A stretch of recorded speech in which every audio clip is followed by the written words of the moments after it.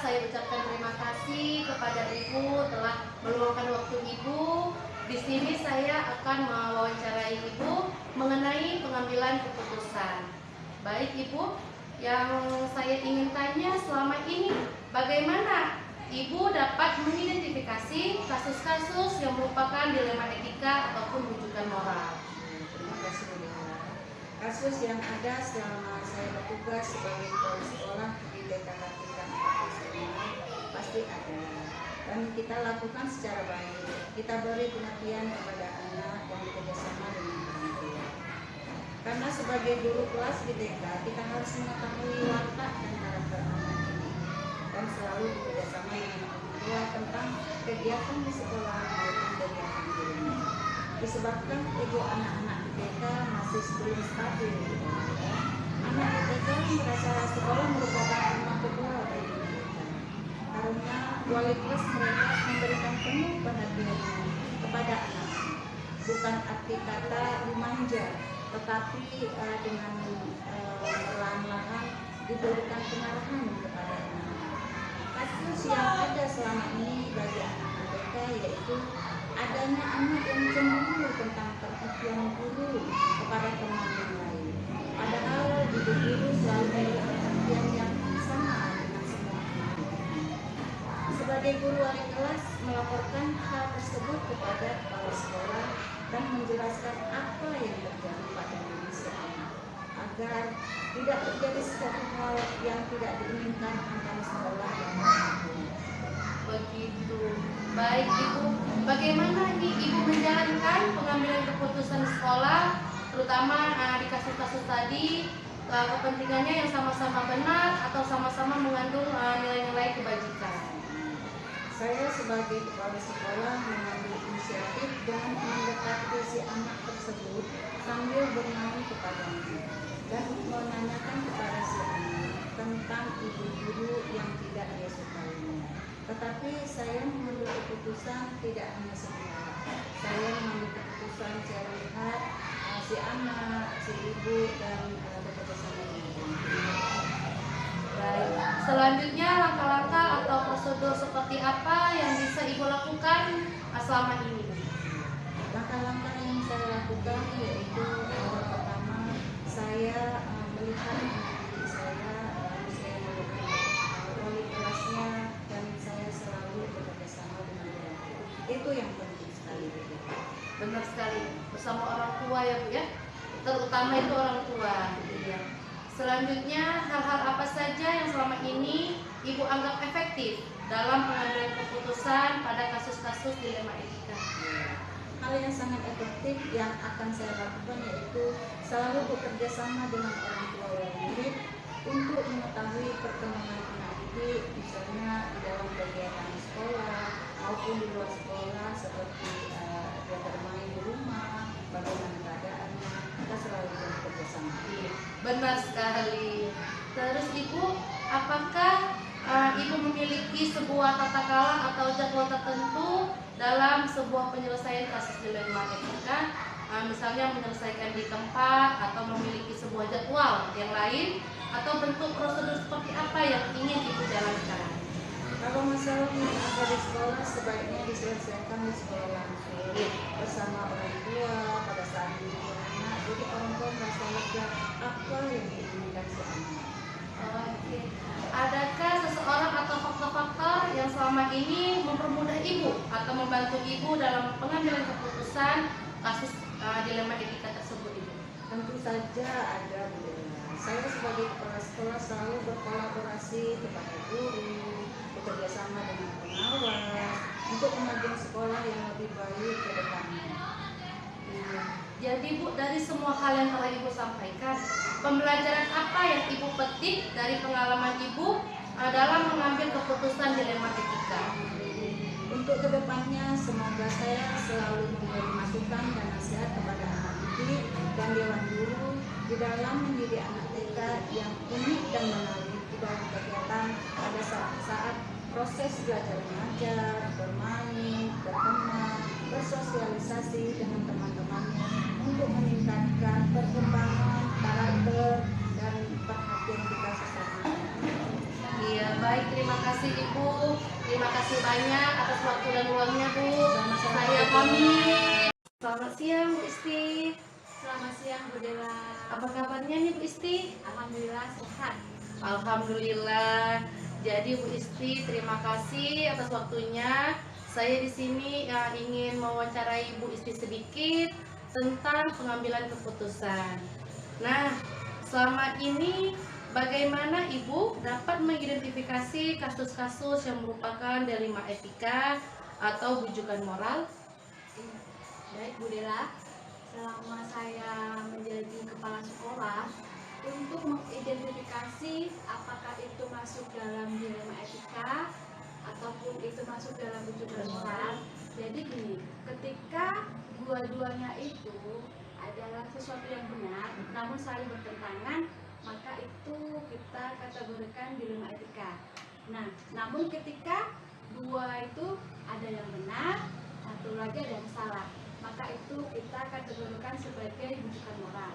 Ketika itu bujukan moral, kita akan mudah mengidentifikasinya. Jadi kita ambillah yang benar saja, yang salah sudah kita abaikan. Namun ketika kita berhadapan dengan dilema etika, jadi kita harus bijak dalam menyikapinya, ya kan? Kita harus benar-benar mengedepankan 3 unsur. Yang pertama yaitu kita harus berpihak pada murid. Selanjutnya kita harus sesuai dengan nilai-nilai kebajikan universal, dan yang penting yaitu harus bisa kita pertanggungjawabkan. Iya, benar sekali Bu Isti.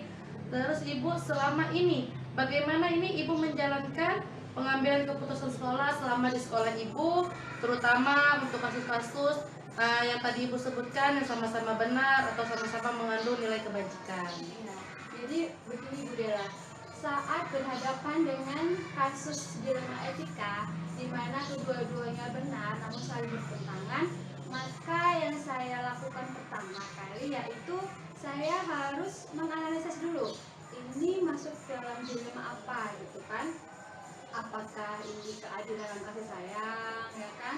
Ataukah nanti individu kelompok, ataukah yang lainnya? Kita itu dulu kan, identifikasi dulu. Nah, kita juga harus menggunakan prinsip. Iya. Prinsip yang harus kita pegang, yaitu prinsip apa? Yaitu apakah kita memegang prinsip peraturan, ataukah kita memegang prinsip hasil akhir. Jadi kita juga mempertimbangkan itu. Nah, setelah itu barulah kita menerapkan langkah-langkahnya, yaitu dengan bagaimana? Yaitu dengan kita menggali dulu, mengenali dulu nilai-nilai apa yang bertentangan, ya kan? Kita lupakan semua yang terlibat, kemudian seperti apa, ya kan? Apa uji, bisa juga uji publis, uji legalitas. Jadi memang ada beberapa langkah yang kita lakukan. Berarti langkah-langkah atau prosedur itulah yang Ibu lakukan selama ini ya, dengan adanya prinsip, dengan paradigmanya, terus ada langkah-langkah tadi Ibu sebutkan, entah ada terus nanti entah hasil akhir di ininya di prinsipnya ya Bu ya, akhir atau di apa tadi Ibu bilang dengan berbasis peraturan gitu Bu ya. Baik, terus hal-hal apa saja yang selama ini Ibu anggap efektif dalam pengambilan keputusan pada kasus-kasus dilema etika? Ya, jadi seperti yang sudah saya sebutkan tadi, pengalaman saya ketika misal saya berhadapan dengan kasus yang dilema, seperti kan saya punya guru saya itu adalah calon guru beneran. Waktu itu pernah dalam satu hari dari pihak dinas pendidikan menugaskan guru saya untuk mengikuti lomba. Di waktu yang sama dia juga harus mengikuti Vikon dengan yang harus memang dia harus mengikutinya. Jadi itu pun dilema juga. Apakah yang harus saya ini putuskan? Nah, saya di sini lebih pada prinsip hasil akhir. Jadi bagaimana? Karena kalau misal guru saya ketika tidak mengikuti Vikon, nanti kan akan berakibat dengan proses pendidikan berkebenaran. Jadi saya lebih mengutamakan prinsip hasil akhir waktu terjadi dilema itu. Begitu. Terus Ibu, hal-hal apa saja selama ini yang merupakan tantangan bagi Ibu dalam pengambilan keputusan dalam kasus dilema etika? Ya, biasa ketika kita berhadapan dengan kasus dilema etika, harus kita akui ketika kita mengambil keputusan yang dilema itu sudah pasti ada pihak yang tersakiti. Iya, benar sekali. Ada pula pihak yang merasa tidak terima dengan Keputusan yang ibu ambil, iya. Itulah kita bagaimana menetralisir, bagaimana kita mencairkan suasana, dan kita tetap berpedoman pada tiga unsur itu. Iya. Sesusah apapun kita harus tetap berpedoman tiga unsur itu yang harus berpihak pada murid. Karena apa? Murid memang sudah, ketika orang tua sudah menitipkan anak ke sekolah kita sudah jadi kewajiban kita. Iya. Jadi makanya kita utamakan keberpihakan kepada murid. Dan yang selanjutnya yaitu sesuai dengan kebajikan universal, dan yang terakhir memang harus kita mampu mempertanggungjawabkan. Iya. Terus ibu, apakah ibu memiliki sebuah tata cara atau jadwal tertentu dalam sebuah penyelesaian kasus dilema etika? Apakah ibu langsung menyelesaikan di tempat, atau ibu memilih jadwal untuk menyelesaikannya di lain, ataukah ada prosedur lain yang ibu jalankan? Ya, baik Bu Dela. Jadi pengalaman saya ketika menghadapi kasus-kasus dilema, saya akan segera mungkin menyelesaikannya. Karena apa? Nanti kalau sudah berganti hari nanti lain cerita. Udah terlalu lama. Iya. Apalagi sekarang kan media sudah gampang, media digital, media sosial. Nanti kan akan mudah ada isu-isu yang lain, ceritanya lain. Jadi saya prinsipnya ketika ada persoalan yang harus segera diselesaikan, segera mungkin kita identifikasi, kita jumpakan siapa-siapa yang terlibat, ya kan, jadi kan gamblang mana yang benar, mana yang salah, mana yang Benar. Iya. Adakah seseorang atau faktor-faktor yang selama ini mempermudah ibu atau membantu ibu dalam pengambilan keputusan tadi, ibu?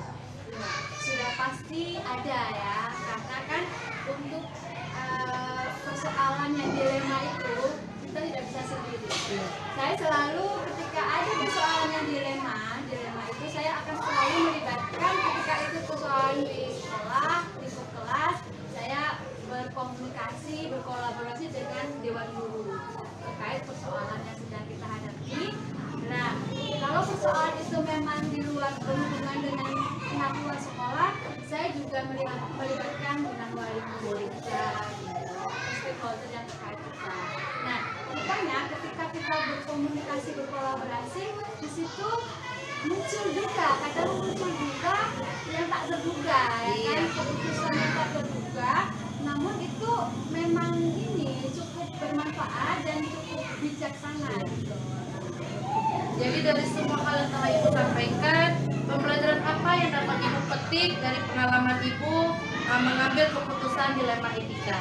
Ya, jadi ketika kita sudah menjadi seorang pemimpin dalam sekolah, mau tidak mau kita pasti akan berhadapan dengan persoalan-persoalan yang dilema, yaitu dilema etika.